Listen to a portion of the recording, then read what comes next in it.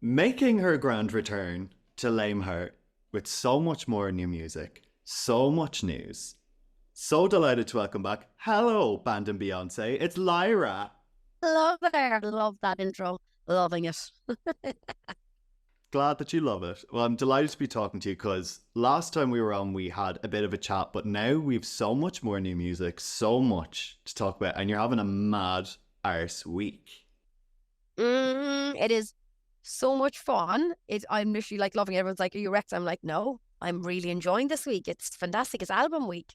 It's album week. Can we actually believe it? She's finally here. She's out in the world, Yes. and we're going to be deep diving into it. So in the lead up to this chat today, I did go back and listen to our last chat. So I was like, what were we talking about? What can I learn? What can I bring forward? And it was actually gas because we both had hair masks in. I had a very dodgy peroxide blonde.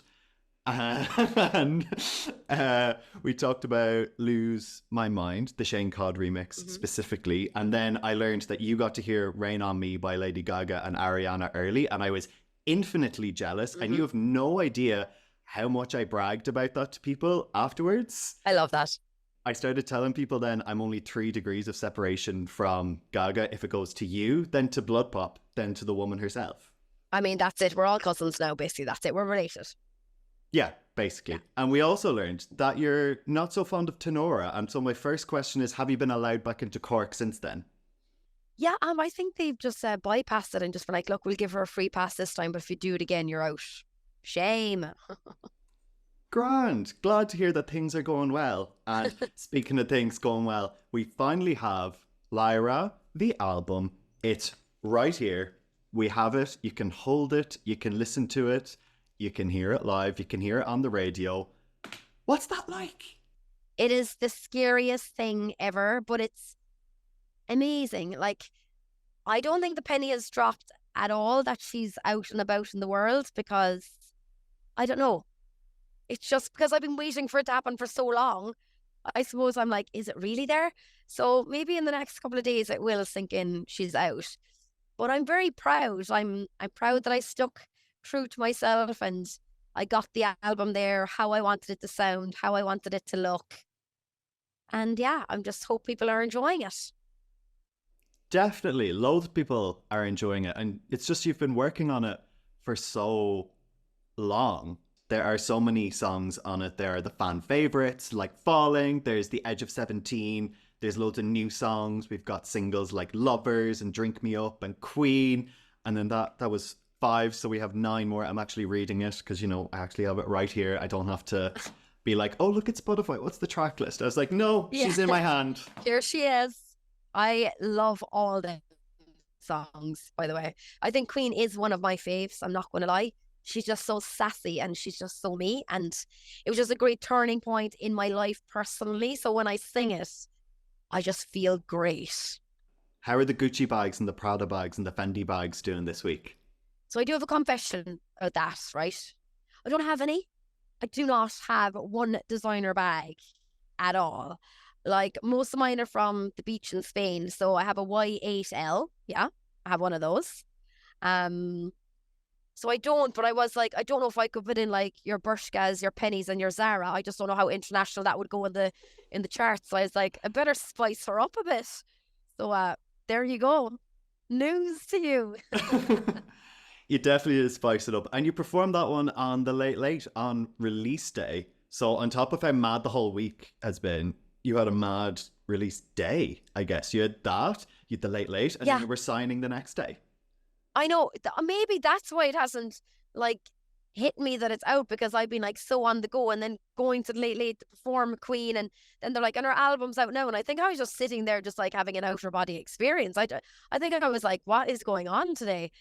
And I'm looking back and I'm like, could release day have been any better that I got to perform my favourite song, Queen, on the Late Late Show and have a chat and people get to know me and I love the positivity. I feel like we're having a turn in social media and people are really embracing the love, which is what I'm about.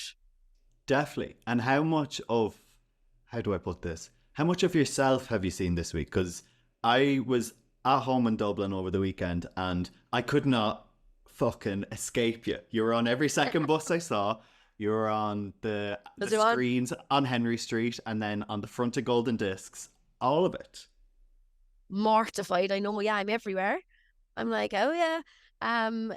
It's mad because like I saw a few when I was in Dublin and I was like, oh my God, it's actually me. And I came down and I've seen one so far. So I'm planning on doing like a Lyra tour with my dad so we can see them because like it's a once in a lifetime opportunity. Like I'll probably the next time anything to do with a bus and me is probably me looking like the back of a bus, not being on the side of it. So I mean, I'm going to embrace. It's really good to see. I'm like, we should call these buses the Juicy Express now. That's it. You should. Do you know, I actually think a really good TikTok idea would be you should film yourself getting onto a bus with you on the side in full glam and you go up to the driver, say, O'Connell Street, please. And you'd be like, oh, just by the way, do you know you're advertising me there? Yeah. Yeah, but that doesn't look like you. I'm like, yeah, okay, fair point, but let's go with it. Well, I'd love to see it. Oh, it's full glam. And then you should play it on the bus. As I was doing on the bus yesterday, I was listening to the full thing. Oh my God, yes. Loving all these new songs. So many that I liked. Of course, there was one that I particularly enjoyed was Chess. I love the really dark vibe, the sort of sly confidence in a way. It sounds sly, but then it's actually full force confidence right in your face. Yeah, it's a bit of sly and then fly. That's what it's like. Sly and fly. That's it. That's the vibe we're going for. I love that one. And I do love that you picked up the dark elements in it because like it kind of is a dark undertone story, but I kind of wanted it to be still that kind of anthemic feeling like that you were rising above it. But obviously it had to have that kind of like you tried to get me down vibes. Mm-hmm. I love her.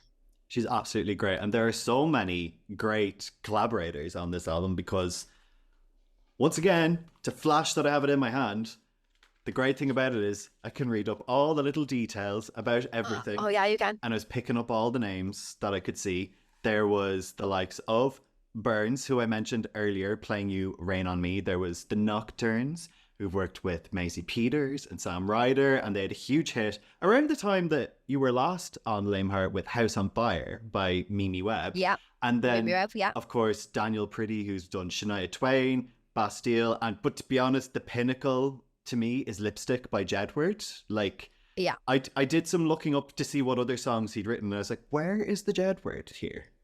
The national anthem, like. Where is the Jedward? That is so funny. I love that.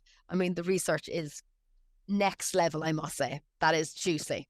That is. Yeah. What was it like getting into the studio with all these people, getting their perspective on things or learning how to work with them in whether you were doing it on Zoom or whether you were on location in London or in LA or wherever in the world you were?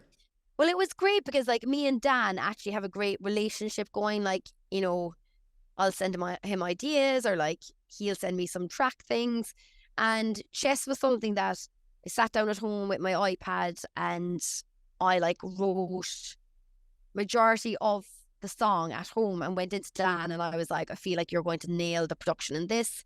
And then we developed the chorus and I think actually I wrote the chorus in there with Dan. So the rest of the song was written and he really brought his great production style to that song. Amazing. Obviously working with Burns was fantastic. So the song was written and then Burns produced it. So it was interesting to see how he would approach that song with like, you know, knowing what the song was about and how he musically would interpret that. I mean, working with them is always going to be mind-blowing, isn't it? They're the Gaga and Ariana kings and queens of the weekend. I'm like, oh my God, love it. And Phil Cook, I wrote a lot of the songs with, and me and him are just really good friends. So the likes of Queen, I could really go in there and just like be as weird and as wonderful as I wanted to get this song out. And he always understands how I want things to sound. I'm like, this is how I'm feeling for this song. If you could just make that sonically come together, and he just gets it. He's a great guy. I love hanging out with him. That's great. And he's on a few songs on this album, not just the one we love, Falling, that we hear at the shows and that we hear on TV all the time. Yeah. One that was really nice to hear, definitely going out with a bang, because we were talking last time you were on about how you were doing a bit in the dance scene, how you were getting the remix Mhm. done. You were like, I'd love to maybe do a dance song kind of from the start at some point. And you did that not too long after. Were you teasing when you had Edge of 17 in your Dropbox? Yeah, I was just like kind of letting people know that there was a little treat coming, just letting them know that there was a different type of Lyra coming their way, which is always going to be juicy. And I love that song, and it always goes down so well, and I always get such great feedback from it. And this album is about giving people what they want, so I had to put it in. I had to. You definitely did. One of the stories that I want to bring up that I got from getting to see you live, we'll dig more into the tour in a few minutes, but one little anecdote I wanted to pull out that I definitely, it shows that you have to go to the live shows to get the full thing, because this wasn't on any press release that I got about this album, that you went to a writing camp for David Guetta and the song you wrote was so good that you kept it for yourself. That's a big move, Lyra. I did.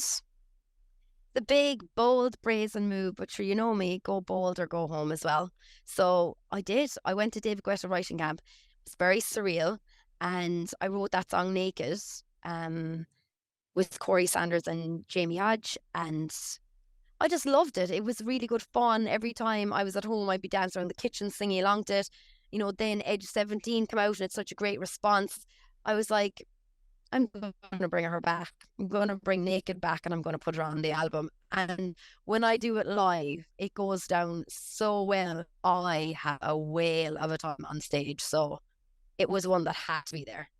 Well, it's funny that you should say it's about Naked, because after my first full listen, I had Naked down as the favorite on a personal level. I was like, I really love the big energy, Wow. the fierceness of it. That's cool.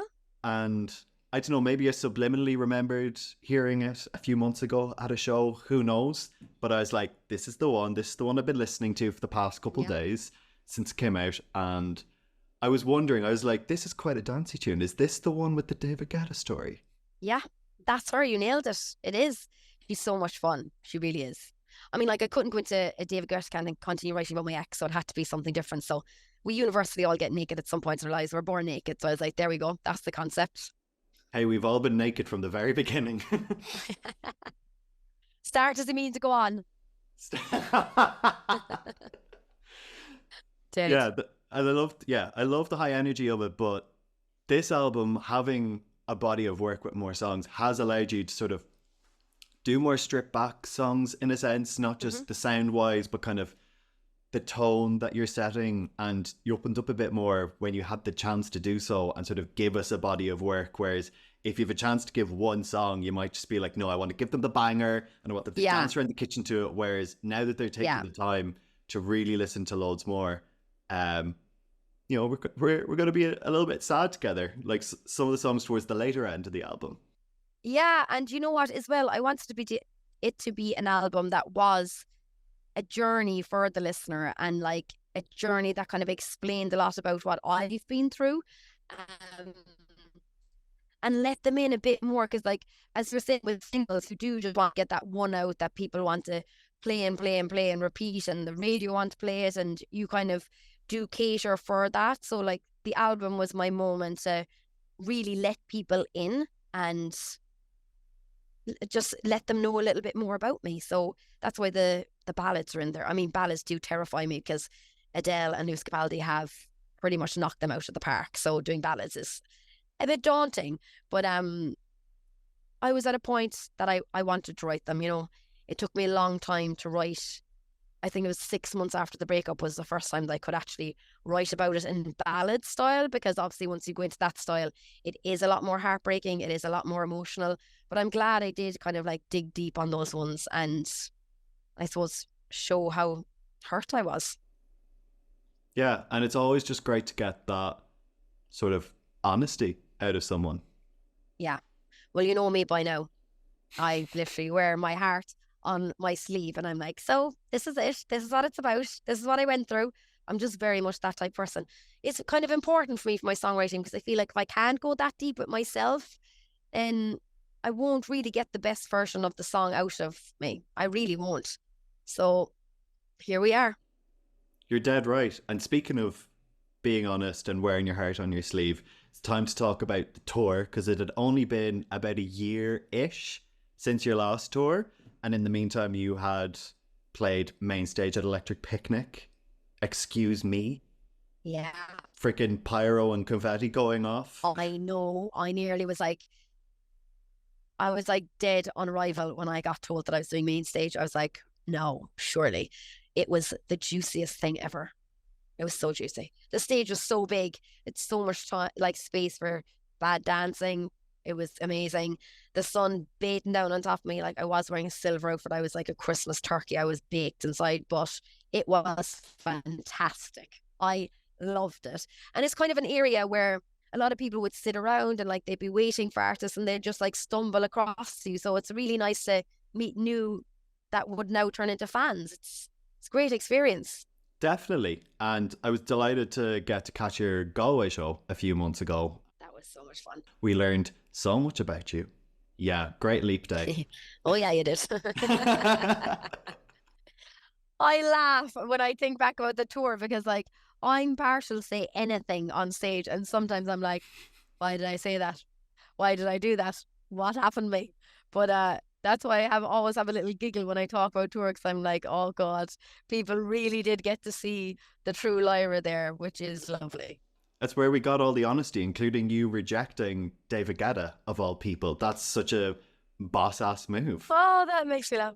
It was an even bigger and better show than we had ever seen, you know, in the space of about a year.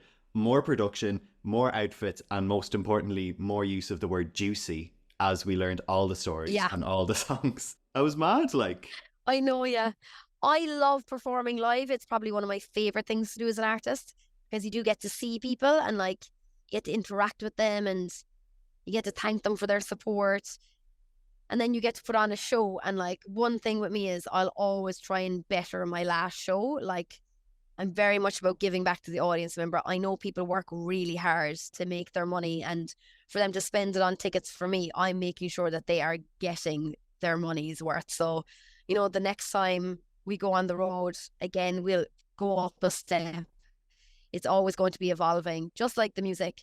And now that the album's out, I don't have to just tease a few songs. I can actually do the entire album, which is going to be so amazing for me as an artist. And I think for the listeners as well, because now they get to sit at home in the comfort of their own home and like get to know them and then come out on a night out with me and embrace them in the live world. Yeah, the next year is going to be mad at the shows now that you have an album out. And I'm guessing, quite safely guessing, that you're most excited to have a huge hometown show in the Marquee in Cork on the 16th of June. Yeah, because you know when I got the email for that, I emailed back and I was like, oh my God, amazing, who am I supporting? And they were like, no, it's your own show. And I was like, what? And they were like, yeah, it's your own show. And I was like, wow. Like, I've been to the Marquee, you know, I've done support at the Marquee. It's just going back there as myself is next level. Like I've already got 2 custom-made outfits getting ready. The staging's being planned. Like I'm going to give them everything. Everything. Definitely will do. Well, can't wait to see everything that happens at that show and all the shows coming forward. I'm not going to say new music immediately because you've just busted your ass for the guts of a year to get this bad boy out, but it's out now on CD and vinyl. Tickets for the Marquee are on sale. You can go catch Lyra. Everything. And we're not going to leave it 2 years next time. Oh no, I've already started working on album 2. Don't you worry about that. Yeah, and we'll get you on for a chat sometime before 2026. Yeah, and maybe next time we can do it over cocktails and have a good old chat. Okay, well, quick question. I don't have much experience of Cork nightlife, so where would you take me for this, Lyra? Okay, let me think. What vibe would we be in and where would we want to go? I think we definitely have to start in the High B bar and have a Guinness. You just have to. It's just such a lovely little oldie pub and you're not allowed to use your phone in there. So that's true. I love that.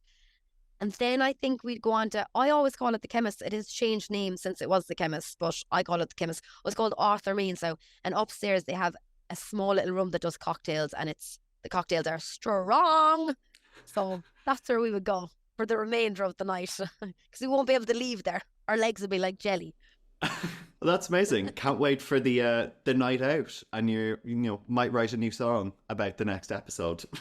I will. Don't you worry. Amazing. Thank you so much, Lyra, for coming back to Léim Thart. Can't wait to see what you do for the rest of the year, and see you in Cork, I guess, if I don't see you at a gig. Yes, you will for sure. Thanks for having me again, sweetheart. It was great to chat for sure.